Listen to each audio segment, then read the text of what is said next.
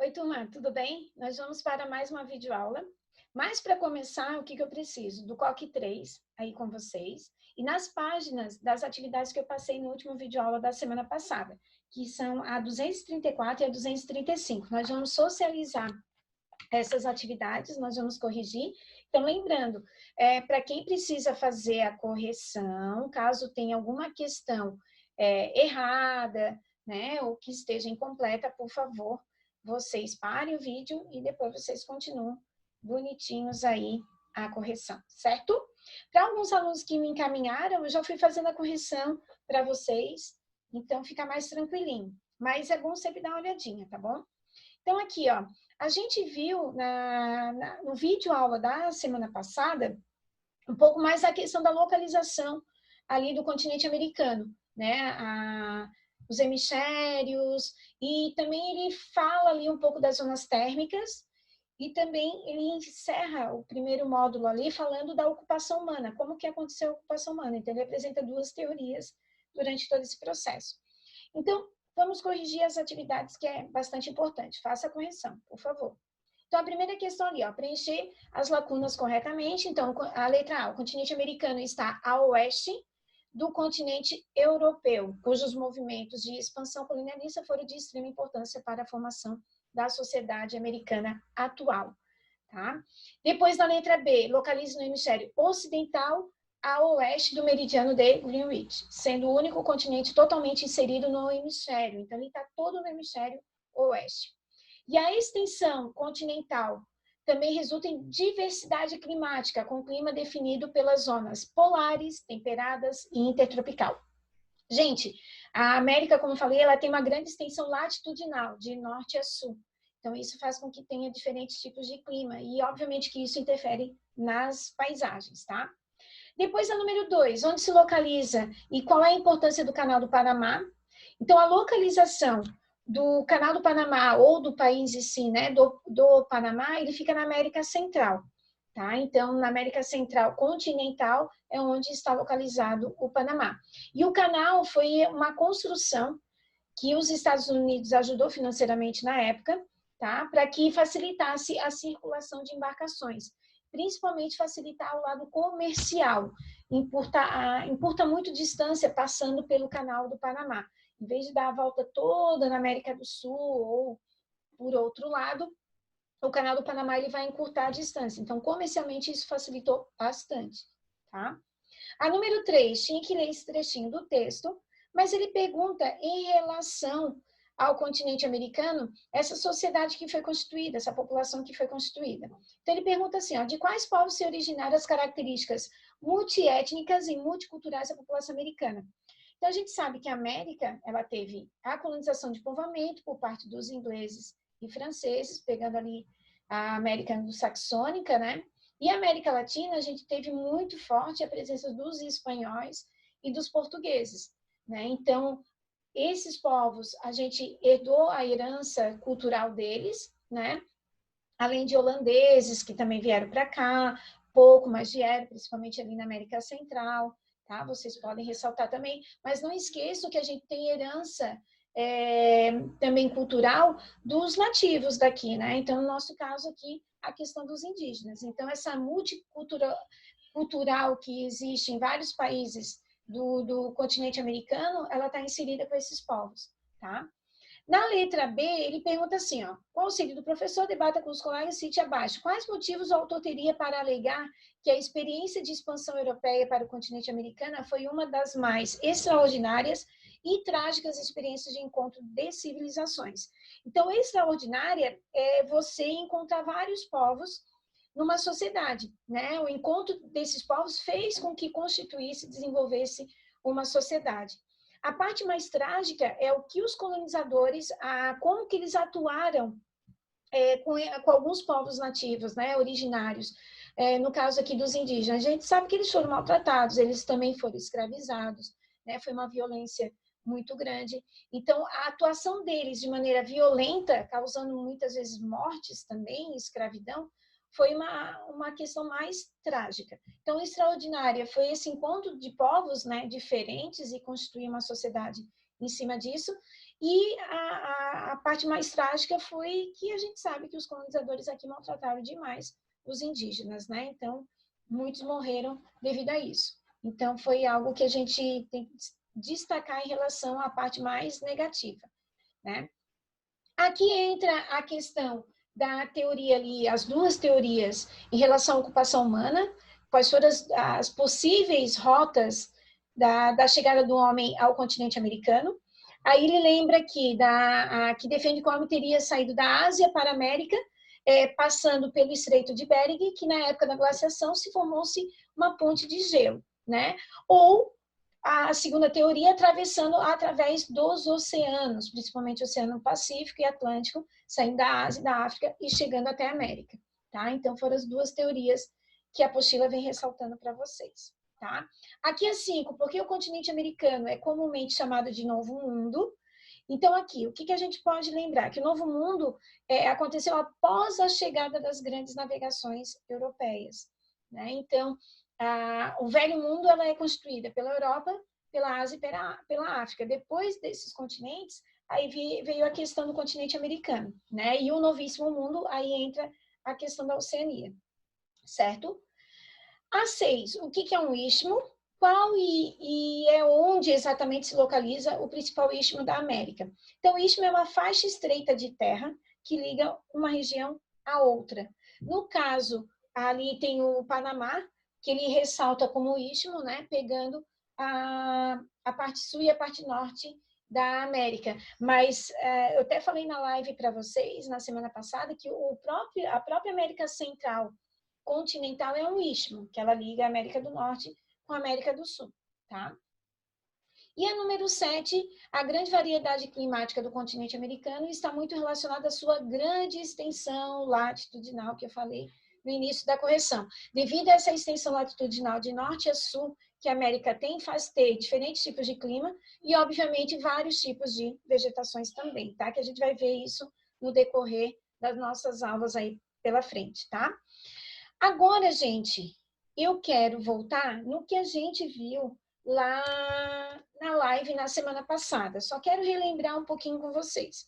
Eu passei na live, principalmente para quem não estava na live, as regionalizações que a América tem. Então, ela tem duas regionalizações. Ela tem pela posição geográfica, dividida em América do Norte, América Central e América do Sul. A América do Norte, nesse mapa aqui, são os países que estão na cor amarela. Então, vai pegar o México, faz parte da América do Norte, Estados Unidos, o Canadá e a Groenlândia. O Alasca, eu posso citar também, só que o Alasca já faz parte do território norte-americano, dos Estados Unidos. Tá? A Groenlândia, na localização, ela está na América do Norte. Vai lembrando que a Groenlândia é domínio da Dinamarca, que fica no continente europeu. Vimos a América Central, que ela é dividida em duas partes, América Central continental, que a gente chama de istmo também, assim como o Panamá, que liga a América do Norte com a América do Sul. E eu tenho a América Central insular, que são as ilhas. Por último, fecha a América do Sul, que é onde o nosso país está localizado, o nosso território.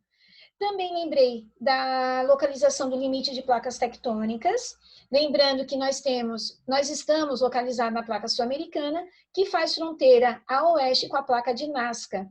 Essas duas placas aqui, elas se chocam. As placas estão sempre em movimento, como eu falei para vocês, com intensidades mais leves, mas quando aumenta essa movimentação, ela pode gerar o que a gente chama de abalos sísmicos, que são os terremotos, ou se ainda tem algum vulcão ativo, uma atividade vulcânica. Então, o Chile aqui está beirando o encontro de placas tectônicas. E no período de formação da Terra, não esquecendo, o choque da placa de Nazca com a Sul-Americana, esses choques constantes fez formar a grande cordilheira dos Andes, que é uma grande cadeia de montanha, tá? Então, a gente relembrou isso na live, tá? E vimos uma outra regionalização, que eu vou colocar aqui para vocês, já está aqui, que é pela divisão socioeconômica. Eles usam o critério socioeconômico, ou seja, diferenças econômicas e sociais que os países apresentam. Mas teve origem da onde isso? Do tipo de colonização. Então, eu tenho aqui, onde fala América do Norte, eu chamo de América anglo-saxônica. Toda essa parte que está na cor azul eu chamo de América Latina. Então, o México, ó, lá na outra regionalização, pela localização, ele faz parte da América do Norte. Quando entra nessa divisão econômica, ele entra na América Latina, por ser um país em desenvolvimento, não é desenvolvido, assim como os Estados Unidos e o Canadá. Agora, por que a origem do desenvolvimento? Da onde vem a origem do desenvolvimento, melhor dizendo? Do tipo de colonização que foi feita, que foi uma colonização de povoamento por parte dos ingleses e franceses. Tudo que eles extraíam daqui de recurso era desenvolvido aqui, que a intenção era construir, desenvolver uma nação, um país, né, economicamente. Do México, América Central toda e América do Sul, temos a América Latina, que teve na colonização de exploração. Espanhóis e portugueses vieram para cá, exploraram nossas riquezas naturais e enviavam tudo para as metrópoles europeias. Então, isso deu origem ao subdesenvolvimento, que na verdade hoje a gente já não fala mais assim. Nós temos países em desenvolvimento e países pobres, tá? Que faz parte no conjunto da América Latina, certo? Então nós vimos essas duas regionalizações na nossa live, certo? Da semana passada. E continuando aqui, vou comentar um pouquinho sobre o poder hegemônico norte-americano. Aí vem a questão dos Estados Unidos, que a gente depois vai comentar um pouco mais na live também, para quem quiser participar e comentar daquilo que a gente sabe sobre ele, né? Eu já comentei com vocês, os Estados Unidos sempre foi líder do capitalismo, né? Então, ele lutou muito pela influência capitalista no mundo, e o capitalismo se expandiu pelo mundo com a crise do socialismo, com a dissolução do socialismo, né?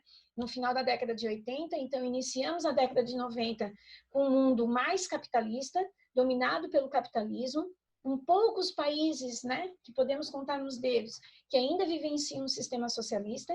Então ele domina o mercado, o mundo é dominado pelo mercado capitalista, que quem sempre liderou esse sistema foi os Estados Unidos, né? Então, aí ele consegue obter uma hegemonia muito mais forte nas suas mãos. O que seria hegemonia? Seria o poder. Então, ele tem o poder nas suas mãos. Por mais que hoje nós tenhamos vários países se destacando, como a gente comentou isso já em sala de aula, a gente vive num mundo multipolar, ou seja, a gente tem vários polos de poder hoje no mundo, né? Podemos destacar até a questão da China, que a gente já comentou. A China é um país que politicamente ela é socialista, mas tem um mercado socialista de mercado, como a gente chama. Ou seja, ela abriu seu mercado para o mundo. Então, ela importa muito, exporta muito, e hoje vem se destacando como a segunda maior potência mundial. Mas ela não tem essa hegemonia ainda. Quem tem é os Estados Unidos. Então, ele tem um poder muito grande nas mãos na questão geopolítica, né? As organizações mundiais, ele está inserido e ele tem um poder inserido nessa questão, tá? Então, ele tem esse poder, né?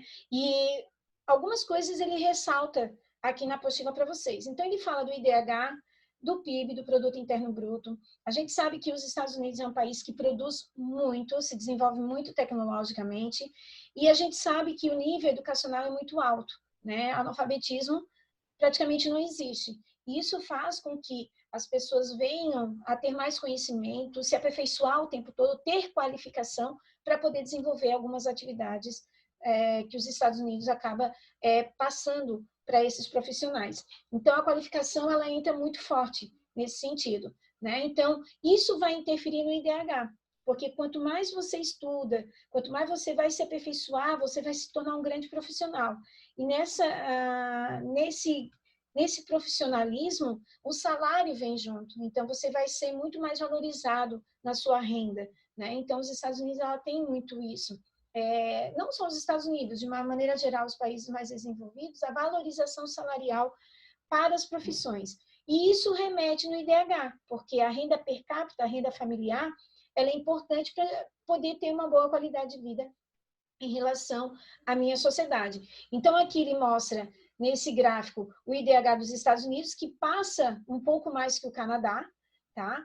E olha o comparativo que ele faz, o Haiti, né? Que tem um IDH extremamente baixo. Só que o Haiti é um país pobre, que passa por muitas dificuldades financeiras, né? Até foi em 2010, teve o último terremoto lá, eles estão se reconstruindo desse último terremoto mais drástico, assim, em relação ao país, né, por ele estar muito próximo do limite de placas. Então, ele está ainda se reconstruindo, mas tudo isso movido a ser um país economicamente muito fraco, né? Então, aí mostra que o IDH realmente vai ficar lá embaixo. Vai mostrar que o Haiti vai ter uma porcentagem grande de analfabetismo, né? A renda familiar é muito baixa, nem todos têm emprego, nem todos conseguem trabalhar, diferente do que a gente observa dos Estados Unidos. Aqui nos fatores geopolíticos que eu comentei, ele participa desses três aqui, no Fundo Monetário Internacional, né, que é a participação nos fundos de investimento. Os Estados Unidos têm um poder de influência sobre esses direcionamentos, tá? Então, vários países recorrem a empréstimos aos Estados Unidos através do FMI, né? Então, isso faz com que ele tenha esse poder nas mãos, né? Países pedindo dinheiro, empréstimo, ele tem esse poder maior ainda. Organização do Tratado do Atlântico do Norte, no caso a OTAN, né? E isso tem muito a ver lá no final da Segunda Guerra Mundial, uma série de países aderiu à OTAN, né? Essa cooperação militar dos países do Atlântico Norte, que inclui, além dos Estados Unidos, diversos países europeus também. E a Organização das Nações Unidas, né? A ONU. Então, os Estados Unidos é um dos países que fazem parte do Conselho de Segurança da ONU como Estado permanente, tá? O que significa ter poder de veto, tá? Assim que alguma intervenção militar ou outra decisão tenha sido tomada pela maioria dos países membros, tá? Então, ele tem um poder muito grande. Então, geopolítica faz com que ele tenha essas organizações, bem dizer, fazendo parte e tendo uma grande importância como país nessas três organizações, tá? Então, isso faz com que ele se torne mais forte ainda, certo? Depois ele vem falando dos fatores econômicos. Os Estados Unidos têm vários parceiros comerciais, não podemos esquecer disso, é lógico.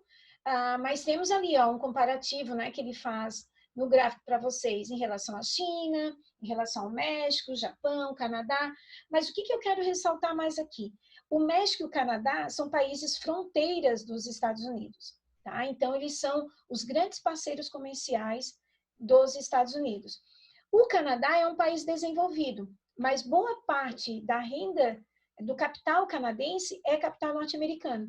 Tá? Então, mais de 80% é capital norte-americano dentro do Canadá.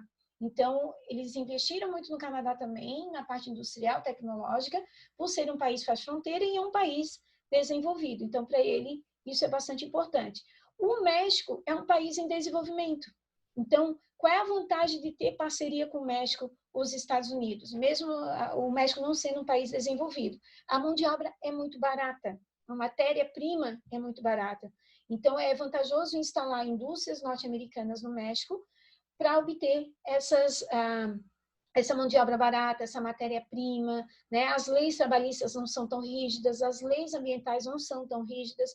Então, isso faz com que ele domine aquele mercado mexicano ali e acaba tendo o México como parceiro econômico, tá? Então, os dois ali é o que eu queria ressaltar, é o que mais destaca aqui nessa imagem para vocês, tá? Mas pelo fato disso, de fazer fronteira, o Canadá, por ser desenvolvido, traz uma produção grande também nessa parte de tecnologia, e o México, por ser um país em desenvolvimento, tudo é mais barato lá, é vantajoso para os Estados Unidos essa parceria comercial, tá? E depois ele destaca os fatores culturais. Gente, o que eu vou lembrar aqui vocês? De que maneira a gente é influenciado pelos norte-americanos na parte cultural? Aí é o que a gente passa no dia a dia, muitos de nós, né? O filme, né? As bilheterias mundiais, grande parte são norte-americanas, né?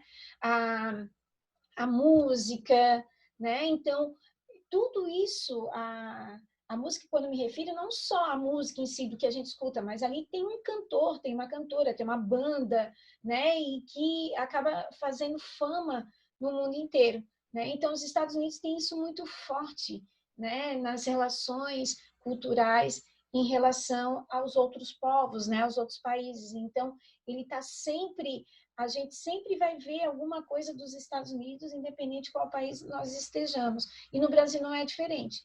Então, o próprio jeans que a gente usa é de origem norte-americana, vem da Califórnia. Então, a gente usa diariamente e se espalhou pelo mundo todo, né? Alimentação, as lanchonetes, restaurantes, né? Então, tudo isso, gente, tudo isso acaba sendo espalhado pelo mundo, mas a origem é norte-americana. Então, ele tem uma influência cultural muito grande pelo mundo, além de uma influência econômica, além de uma influência política, né?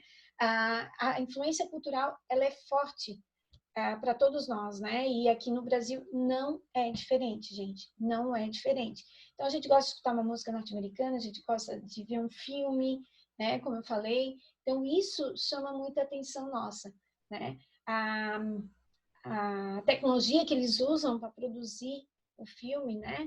Então isso tudo chama a atenção de vários povos aí pelo mundo e acaba exercendo essa influência cultural muito forte, tá? Aqui fala, obviamente, da questão da saúde, né? Então, ele destaca aqui, ó, em relação ao Brasil. Então, eu até vou ler esse trechinho aqui. Na área da saúde, os Estados Unidos oferece auxílio no treinamento médico em diversas partes do continente, inclusive no Brasil, prestar assistência no combate a determinadas doenças, como a malária, que assolava as áreas tropicais na época. Hoje a gente está vivendo essa pandemia, né? Então, esperamos que aqui no Brasil logo venha chegar uma solução em relação a essa doença, né? A esse problema que a gente está vivendo hoje. Então, vamos ver de que maneira vai chegar até nós, como que a medicina está fazendo aqui, para que a gente consiga rapidamente ter uma vacina, algo nesse sentido, para poder combater infelizmente, essa pandemia aí, essa doença que veio para deixar a gente mais preocupado, né? Infelizmente isolados aqui, não podendo a gente ter muito contato com as pessoas.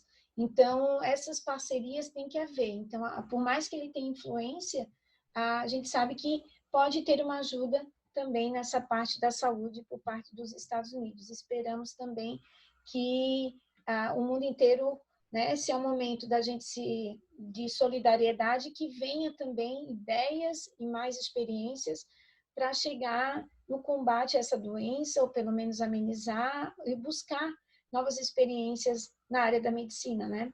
Principalmente a questão da vacina, tá? Então, essa parte aqui é mais mostrando realmente esse poder da hegemonia que os Estados Unidos têm em relação aos outros países, tá, gente? Então, quando a gente fala poder hegemônico norte-americano, nada mais é se referindo aos Estados Unidos, que está lá com a maior potência mundial, além de todos os fatores que se beneficiam, econômica, tecnológica, né? Mas tem um IDH que favorece, ele tem uma questão cultural que se espalha pelo mundo todo também, não é só a economia em si, as organizações em si, mas a cultura também se espalha pelo mundo todo, tá?